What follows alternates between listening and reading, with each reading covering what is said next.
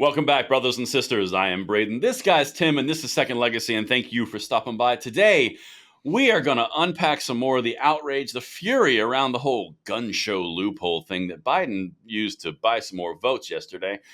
Now Republicans are big mad. We're going to break it all down right now. I'm going to be honest. I might lose my stuff on this one because this just it really gets my goat. If you guys are enjoying this content, though, make sure you hit that like button, subscribe to the channel, and turn the notification bell on. If you enjoy the 2A news and goings-on with a little bit of commentary, analysis, sarcasm, and humor, and with that, Tim, let's have some fun with this one because you can't help but cry or laugh or just be angry. There's not much fun in anger, but yeah. Dude. All right. I don't even know the story yet. I'm already angry. You should be. You should be, because this is just in the reference to the whole gun show loophole that Biden came out and said, if you sell a gun, yeah, it's on you. Now you're a gun dealer. That whole thing, right? Mm-hmm. If you missed all that for some magical way, you guys essentially just witnessed him buy more votes and really kind of cave to his base on the far left progressives around gun control to bolster his political opinions, or political polling rather. Well, now the Republicans, Tim, are big mad. And you just tell me when this starts to feel a little odd about the people who are big mad. Okay, let's just dive right into it. This is number one. The move is already facing backlash from Republican Senators John Cornyn and Tom Tillis, the lead Republicans on the Bipartisan Safer Communities Act. Yeah, the people that made this possible. The ones that signed it and led it and made it pass with all the Republicans. That's weird. Here we were told they made sure our due process rights were preserved and that absolutely they couldn't do anything like this because they studied it very carefully and negotiated craftfully, and this would really help gun owners. Yes. And exactly now if you sell one firearm and make 1 cent profit, you are now dealing without a license, and that is a pretty stiff penalty. Congratulations. I'm going to say it, Tim. Morons. Mm-hmm. Yeah, but I think just about everybody in the 2A community called them on this. But you should. They didn't listen. No, they should be. Their phones should be ringing off the hook right now. Hint, hint, wink, wink. Be polite, because without this, beautiful people of the Second Legacy, without these people, Senators John Cornyn and Tom Tillis and Kyrsten Sinema and Chris Murphy, the Senate Bipartisan Safer Communities Act would not have existed. Mitch McConnell sent John Cornyn as the lead negotiator, and this is what we have. By the way, the Biden administration rubbed their nose in it a little bit and said, oh, hey, by the way, this is because of the Senate Bipartisan Safer Communities Act. Just letting you guys know. Thanks, Republicans. Yeah, I know. They're loving it. But I've got clips, Tim. I've got clips. Magazines. And no. Oh, video clips. Never mind. These are video clips. Stay with it, well, let's Tim. call them video magazines. Video magazines. That's right. And don't worry, it's a large capacity. All of these are large capacity because I have a large emotions. Well, let's hear from the actual senators, because this is way back in yesteryear. This is so long ago, Tim. You were young when this happened. 5 months ago. All right. This is in a Senate Judiciary Committee. I know. It's crazy. Let's hear from the person who negotiated this, all on him, by the way, for all the things of the Bipartisan Safer Communities Act. John Cornyn, this is number 2. Let's check in. Many of our colleagues, including Senator Tillis, Graham, Durbin, and Coons, and many others, worked together, as you've heard, to pass the Bipartisan Safer Communities Act. I think that bill has already saved lives. I get regular updates of the success of that law as it deals with mental health and violence in our communities. But there are other parts of the bill that are working as well. Since the law was enacted in June of 2022, the Bipartisan Safer Communities Act, new criminal penalties and firearm trafficking had led to more than 100 new charges against dangerous cartel members and firearms traffickers. It's working, Tim. We're fine. I mean, it's working. They stopped 100 people now. I thought we were up to 200 and maybe moving towards 300, but we're back to 100. You're right. They feel like it's really working. Yes. We have no proof, everybody, but we sure feel it feels good right now. That's right. Well, that was 5 months ago. So that was in November of last year. Okay. Because so that's where it was making big progress. I mean, it was really doing great things, right? So now you fast forward to April of 2024, which is where we're in right now. And look, all of a sudden they're so super mad, Tim. They're big mad. They've got action. You know what I'm going to tell you what they're going to do in a second because they have a plan. But now let's go to number 3. Let's hear more from John Cornyn because this is important stuff here, Tim. All this was done, both Fix-NICS and the Bipartisan Safer Communities Act, in a bipartisan way without infringing the rights of law-abiding citizens. Without infringing the rights of law-abiding citizens. Tim, do you feel like you were not infringed? Does it feel good? I feel pretty infringed.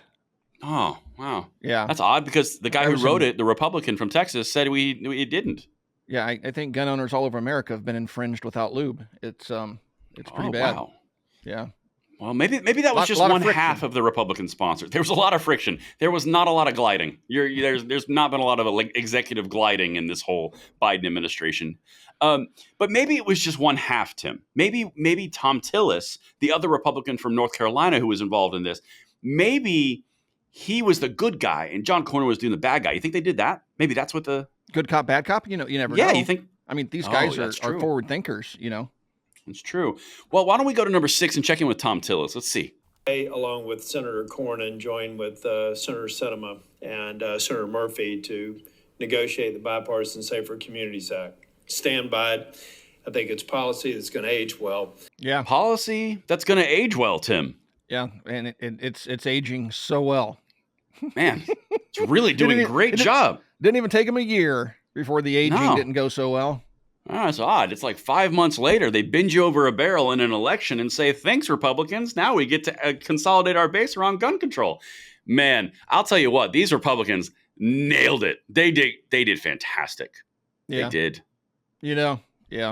Murphy and all those clowns are doing victory laps right now, laughing 100%. All the way to the bank. I know Davey Hogg is, They all are. And we'll see how Chevron and the decision that the Supreme Court comes out with, hopefully soon, affects this, if it affects it at all. I don't know.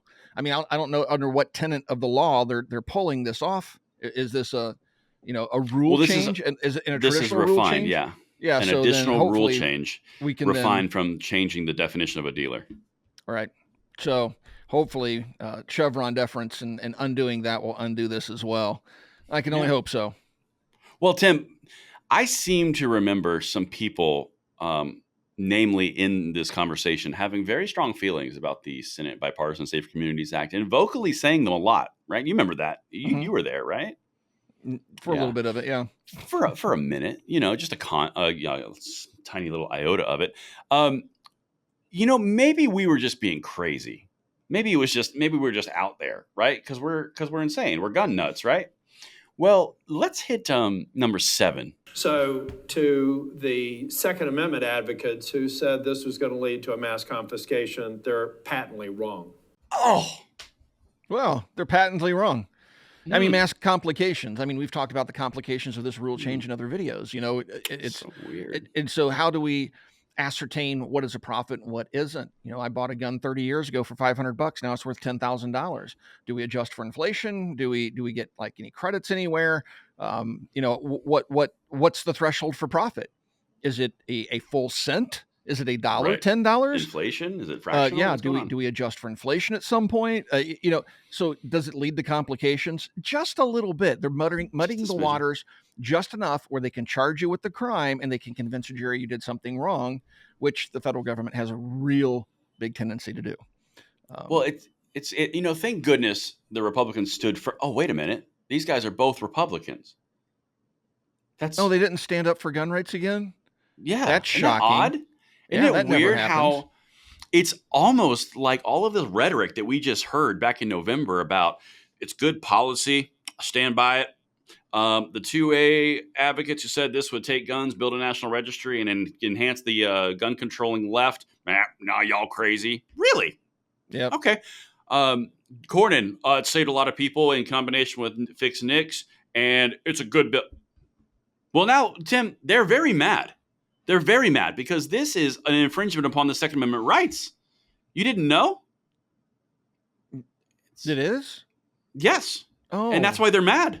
Because the Biden administration clearly infringed upon the rights of the legal American citizens when the Republicans said it wouldn't, and the Democrats said they wouldn't do it to us. Yeah. The Democrats said, though, Tim, So why would they not trust them? And why could they not just say, we're all in this together, and this negotiation is all about saving lives and safety? Oh, hey, I know why. You got bent over a barrel. Right. Yeah. God. I know. But they were warned. They knew this was going to happen. They pretended it wouldn't.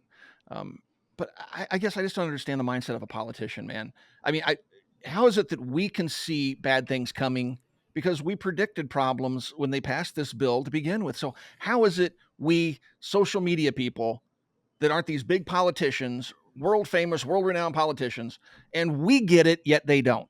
They're always blindsided by their own stupidity. How is that possible? So here's my thing. Here's what I think. The best and brightest we can send to represent us? This is only three things. There's only three ways this is possible, and this is where I'm going to start getting really irritated. You can tell me if you can think of another way. One, they are either completely incompetent and they cannot see that they are getting worked by a gun-controlling left, and Democrats lie to them consistently on one of their main tenets all the time, or they're in on it and they're just acting like they're not, or they genuinely didn't understand what they passed. That's the only three ways. I would think it's a combination depending on who we're talking about, the representatives that voted for it. I mean, there's stupidity. There's people that are certainly complacent. They're like, well, we got to give a little to get a little, type the Dan Crenshaws of the world, I think that's it. Yeah. I mean, it's probably a mix of all the above, but it's gross incompetence, a little bit of playing ball, and maybe some wishful thinking thrown in, like, if it does cause problems, it'll be so far down the road we can just deny it. Well, sorry, it didn't work out that way for you. No, it worked out really great. You know what I really particularly love? And then I'm going to show you what their solution is, Tim, because they're really, really mad, right? So they go through and negotiate a bill, and this is the most gun control that's been passed in 30 years.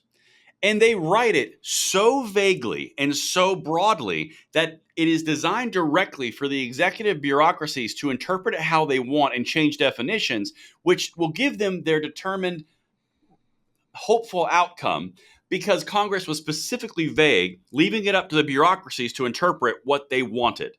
And the Republicans are guilty. This is on their hands. These guys should be out of the Republican Party. They should be out of politics forever. Yeah, well, that's the case to pretty much all of them, but you're not term wrong. Limits, please. It's just it makes me so mad. You cannot look around at what the Biden administration has done over the last 3.5 years and not go, no, they won't. They won't step beyond the SCOTUS and the constitutional limits using executive bureaucracies, will they? That's all they've done. I think that maybe some of the Republicans that voted for this stuff, they just aren't pro 2A. Right. It's just they walk the walk just in front of the cameras so people will vote for them. But they themselves probably aren't all that pro 2A. They don't understand the nuances of allowing a law like this to become law or supporting it. Maybe there's just some ignorance involved in this or some apathy on their side, because, they'll all get in front of the camera like Dan Crenshaw. I'm the biggest pro 2A guy there is, but I think red flag laws are OK. And we can pass those with due process and protect due process rights. No, Dan, we can't.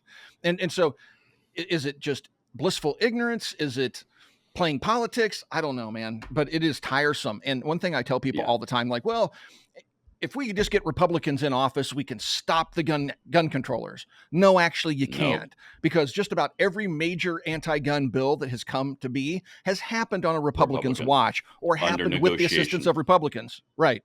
Yep. And so the Republicans aren't your friends. And this is what's so infuriating. When Trump got elected in 2016, the Republicans had the House, Senate, and the White House.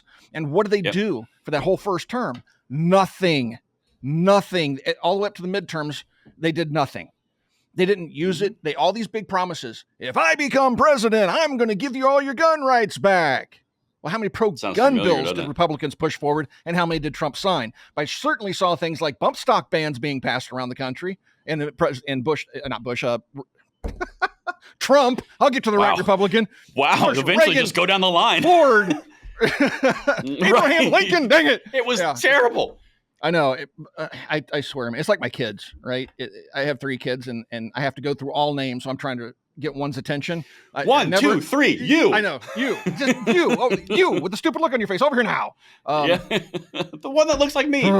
Yeah. These people are I know. infuriating. Politicians are infuriating. And people say, why aren't you a Republican? Why don't you own that you're a Republican? Because I'm not a Republican. Because of this. They right don't here. represent me. Because this right here, John Cornyn. Oh, by the way, John Cornyn wants to be the leader of the Republicans in the Senate when Mitch McConnell leaves.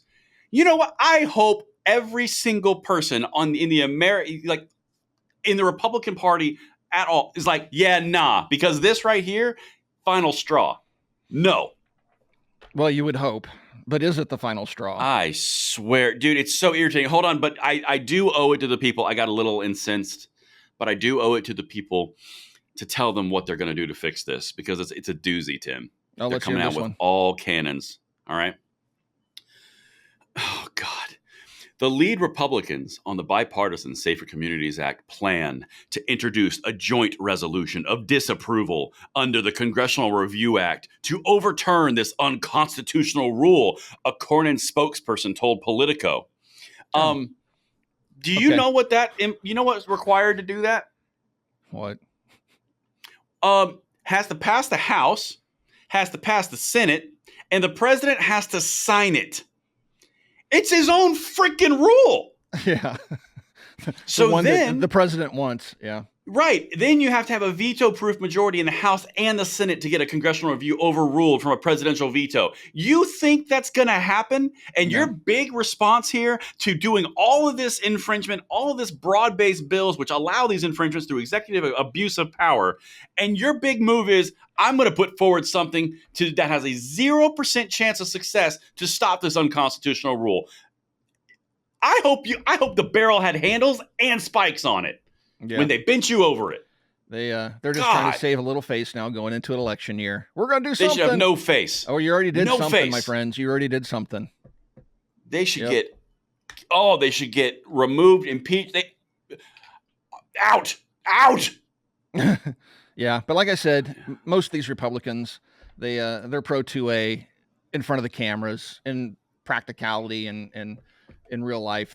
They just don't care. They just want your vote. They're for themselves. They're there for their careers and themselves. I'm a gun under too. I got an over and under Satori. I mean, you AR-15 people.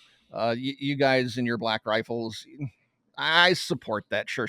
I support that.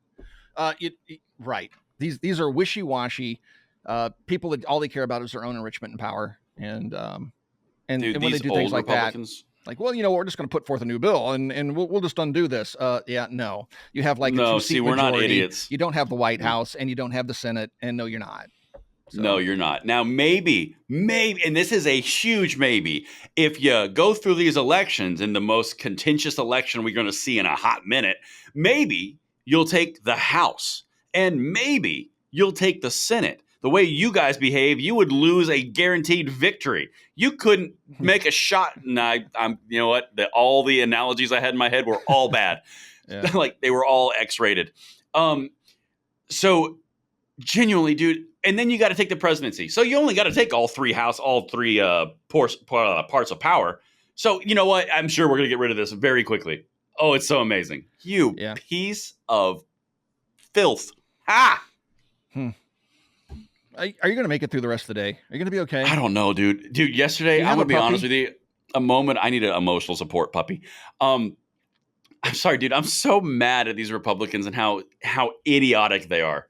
And this old school 80s Republican, we're going to just infringe light while the Democrats infringe heavy, and it'll be infringed on both sides, and we're both wings of the same bird.